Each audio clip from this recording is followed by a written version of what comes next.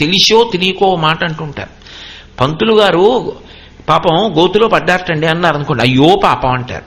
అంటే ఏ ప్రాణినో గోతిలో తోసి దాని కాలు బాగా మడతపడి నిప్పెట్టేటట్టుగా గత జన్మలలో ఇప్పుడు పంతులు గారి శరీరంలో ఉన్న జీవుడు చేసినటువంటి పాపాన్ని ఇప్పుడు పంతులు గారి శరీరంలో ఉన్న జీవుడు కాలు నిప్పిగా పాపాన్ని దుఃఖంగా అనుభవించేస్తున్నాడు. అయ్యో పాపం. తేలికగా ఆ వేదాంతాన్ని ఆవిష్కరిస్తారు మన వాళ్ళు. ఇది ఉంటే కదా పాపం పోవడం, పుణ్యము పోవాలి. అలాగే పాపపుణ్యములు రెండు పోవాలి. నిన్ననేగా సంచితం అంతా దగ్ధం అవ్వాలని చెప్పాను. పుణ్యము పోవాలి. పుణ్యం పోవాలంటే సుఖంగా అనుభవించేయాలి. సుఖం అనుభవించేసాను అనుకోండి, అందరూ ఊళ్ళో వాళ్ళు ఎండలో ఉంటే నేను ఒక్కడిని చల్లగా ఉన్నాను అనుకోండి, కొత్త పుణ్యం పోయింది.